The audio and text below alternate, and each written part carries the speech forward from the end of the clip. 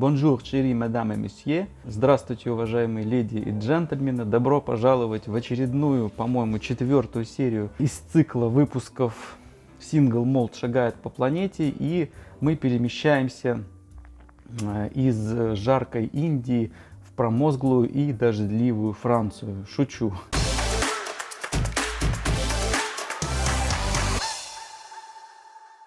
Мы с вами едем на винокурню Варенгем, одну из самых известных во Франции, которая производит виски Арморик. Армор по-бретонски море.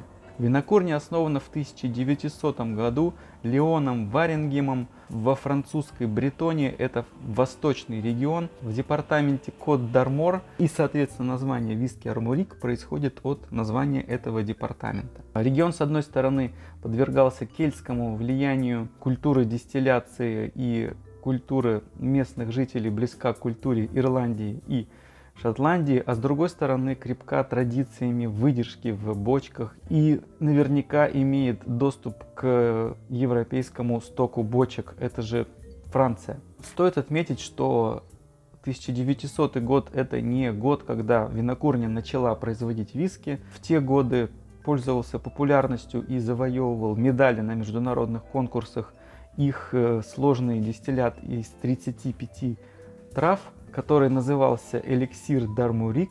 Спирты же для виски начали дистиллироваться только в 1983 году, и первый бленд был произведен в 1987 году, а Single Malt уже только в 1998 году, век спустя с момента основания винокурни. Сегодня ключевая фигура на винокурне это Давид Руссье, это зять внука основателя Жиля Лизуа. Во Франции можно насчитать более 40 винокурен, которые производят виски.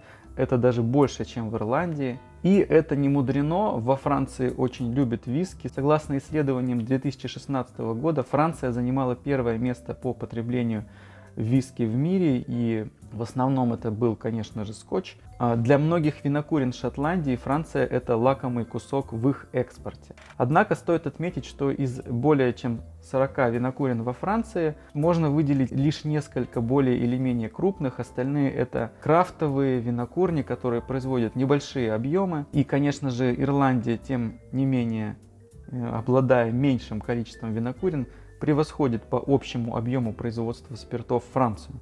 Из более или менее приличных винокурен во Франции можно выделить Глан Армор, которая известна своим топовым и довольно премиальным виски Корнок, которая находится также во французской Бретоне, Хеп и их виски Ава, винокурня Domaine de Haute Glace, дистиллерии Гале Дупик с их виски G Розелье из Лотарингии, Волки Гийо из Шампани и дистиллерии Домингирс с их довольно уже известным виски, гречневым виски Эду, которая находится в Помлене, которая также находится в Бретоне.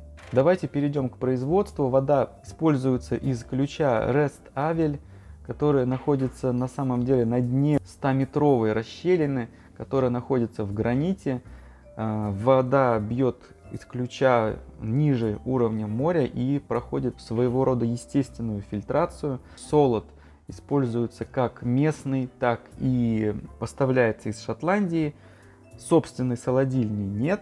Затирка помола происходит при классической температуре в 63 градуса Цельсия. Ферментация длится около 76-80 часов, что в принципе довольно неплохо и много. Крепость Нью-Мейка изначально на винокурне составляла 68 градусов, и тут мы плавно подходим к доктору Джиму Свону, который и здесь приложил свою руку.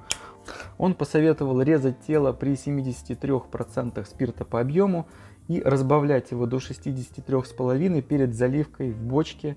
Для чего он это сделал, я не могу сказать, может быть кто-то из вас напишет в комментариях. На винокурне установлен Wash Still объемом 6000 литров, один Spirit Still объемом на 3500 литров.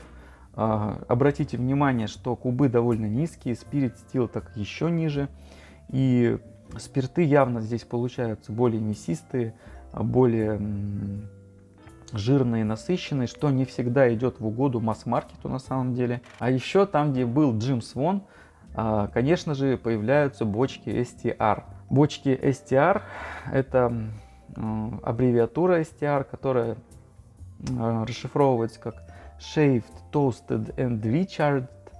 Shaved — это сбритая, то есть снимается около 2 мм внутренней поверхности бочки, затем происходит легкое пропекание, toasted, и затем новый обжиг придается бочке. Таким образом, эта бочка получает вторую жизнь, и эти бочки STR получаются уже из отработанных бочек, которые, по идее, подлежали бы выбросу. Эти бочки STR поставляются в Португалии, эта процедура производится в Португалии.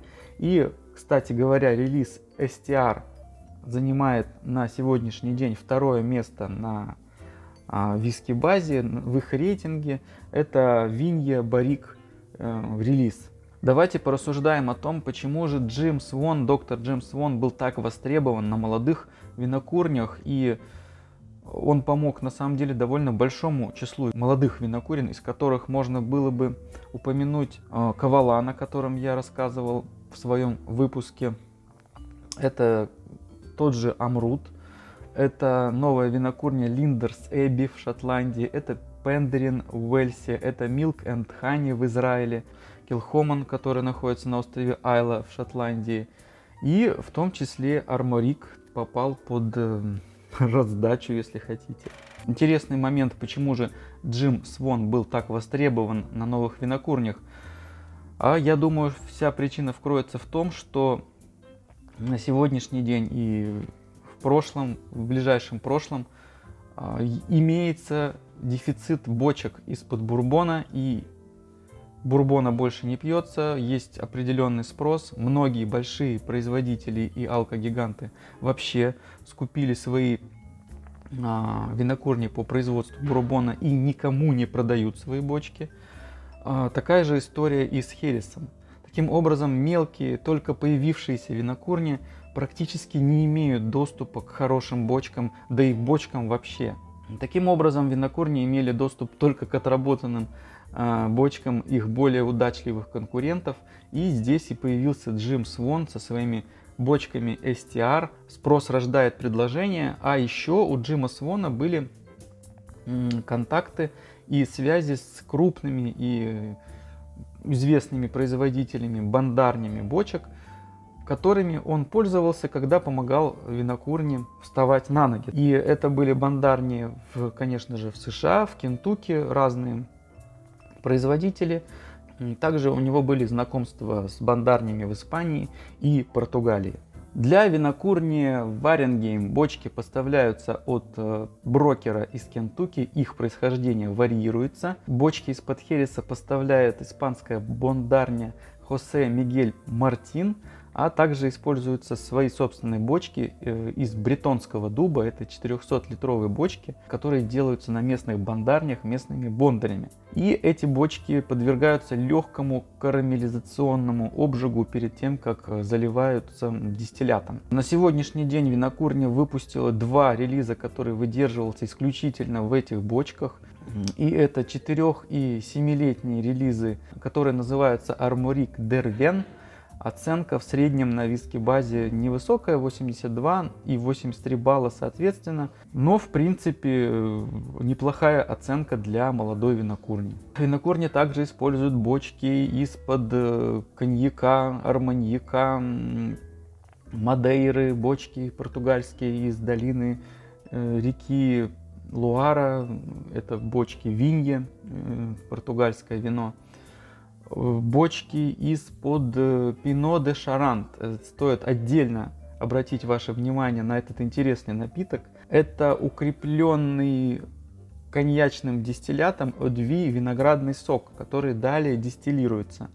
И также бывает виноградный сок в смеси с виноградным суслом, еще не добродившим. Также укрепляется дистиллятом Eau-de-vie коньячным и дистиллируется. Далее этот дистиллят также выдерживается в бочках. И этот напиток называется после розлива Пино де Шаран. И, соответственно, в бочках из-под Пино де Шарант выдерживается в том числе и виски Арморик.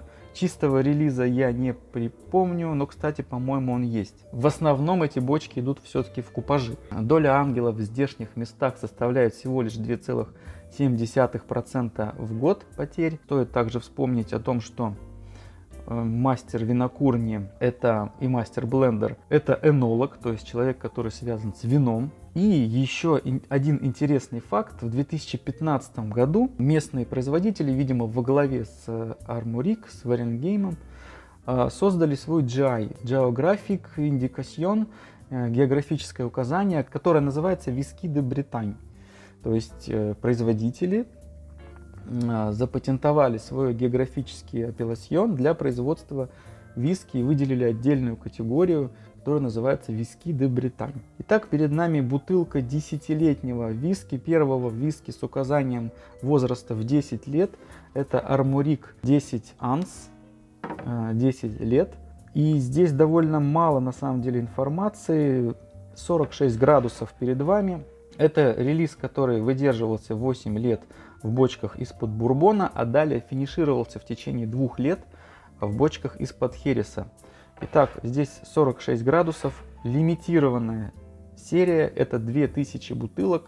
И мне, безусловно, повезло приобрести их на территории Российской Федерации. Я приобрел эту бутылку в магазине «Вино и виски» в городе Санкт-Петербург, как раз когда снимал выпуск с Гришей Шаламовым. Посмотрите, это выпуск о том, была ли трава зеленее.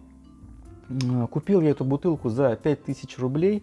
Таким образом, и цена прекрасная, сегодня он стоит 74 евро, и, в общем-то, довольно редкая и уникальная бутылка. А еще мне повезло в том плане, что бутылку мне продали десятки, а коробку мне продали от другого релиза, который называется Триагоз. И это дымный релиз, который производится из солода ppm-ностью 50. Триагоз — это небольшой архипелаг островов, который находится неподалеку от городка Ланьон в море. И, соответственно, на одном из этих островков есть красивый такой маяк, и который является символом этого архипелага Триагоз.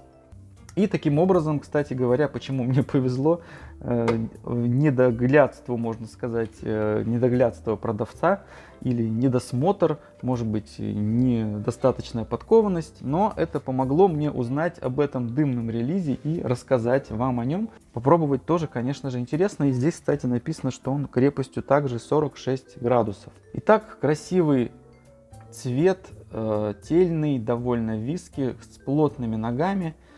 Но, кстати говоря, с очень мелкими капельками. Это говорит о том, что здесь довольно много легких фракций, эфирных фракций. Здесь у нас натуральный цвет, отсутствие холодной фильтрации. Аромат. С одной стороны, никаких неприятных нот нет. Первое, что бросается в нос, это фрукты. Но аромат довольно резкий и дрочливый, я бы сказал. Здесь явный праздник бурбоновых тонов, легкая парфюмерность, которая, наверное, присуща Франции. Фруктово-цветочная гамма. Много тонинных нот уже чувствуется в аромате. Ваниль, куда же без нее. Очень много травянистых, свежих нот осоки. Чуть-чуть лаковые мотивы. Морские водоросли больше похожи на листья нори. В то же время есть нетипичные и не бурбоновые тона, присущие, наверное, больше хересу. Это еще не сухофрукты, а подвяленные на солнце и слегка подсушенные фрукты. Яблочки, грушки, курага, чернослив. Давайте попробуем на вкус. Ваше здоровье. Несмотря на возраст, пока еще колючий, дерзок, и мое подозрение о том, что в аромате он был дерзок, оно оправдалось, оно попало и во вкус. Тем не менее, фруктовая история и история со свежей травой также продолжается во вкусе. Довольно приличная сладость, где-то 7 из 10 я бы дал. Крепость, я бы сказал, для этого вкуса на самом деле высоковато и тянет сразу же разбавить водичкой. Забегая вперед, скажу, что я экспериментировал с водой, и соотношение по воде мне понравилось в крепости даже ниже, чем 40 градусов. Да, действительно, Водичка, как говорит Дмитрий, виски Панорама бенефицирует. Раскрываются больше фруктовых тонов, появляются танины. Я чувствую ваниль, я чувствую легкую горчинку, кислинку. Давайте еще немножечко. Конечно же, много очень пряностей, специй. Это и перец, это и корица, это имбирь, безусловно. И очень обжигающее всю полость рта нападение какого-то, может быть, табаско. Вода однозначно нужна этому виски, и при этом в крепости 38 и даже 36 градусов этот виски не кажется водянистым, что для меня довольно необычно, и я такое встречаю впервые.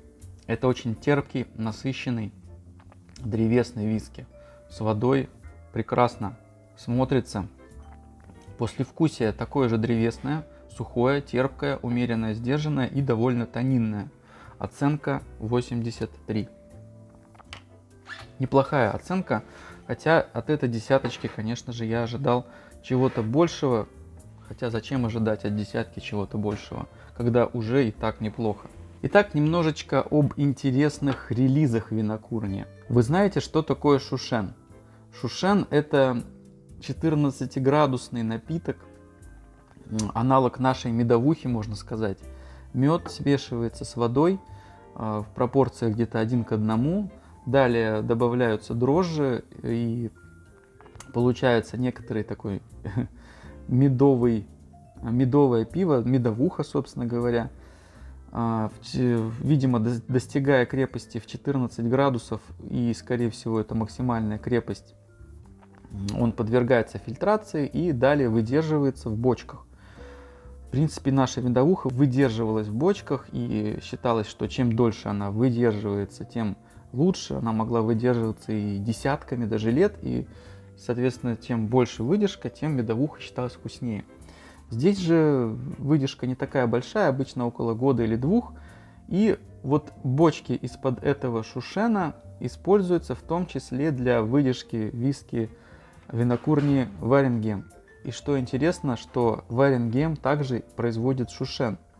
Чисто есть интересные релизы в шушене, и один из них это релиз от La Maison de Whisky, который входит в серию Version Française, а также сама винокурня выпускала или выпустила 9-летний 52-градусный релиз, который выдерживался в бочках из-под шушена. В линейке есть и солодовый New Make, который называется Esprit de Bretagne. И традиционно расскажу о первой тройке, которую держит на портале Whisky Base 3 релиза от винокурни. Первое место держит бутылка, которая выдержана в бочках из-под французского вина Sauternes, моего любимого, кстати говоря. Второе место, как я уже говорил в начале выпуска, держит 6-летний релиз Armorique, выдержанный в бочках из-под португальского вина Vinho. И третье место занял виски, это 7-летний виски, который выдерживался в бочках и чисто в бочках, кстати говоря, действительно есть такой релиз, который сделаны из бретонского дуба, это 400-литровые бочки. И это негацианский розлив от независимого ботлера Dead Boutique Y Whisky. На этом, пожалуй, все, что я хотел рассказать о винокурне Варенгем и о их замечательных бутылочках Armorique. Еще раз хочу сказать, что десятка очень неплохой и интересный виски. Особенно он неплох и вкусен больше даже с водой, чем без нее. Заглядывайте в наш магазин товаров и аксессуаров для любителей и ценителей крепких алкогольных напитков. Не пейте, а если пьете, то пейте только правильными глотками и только правильные дистилляты. Пока!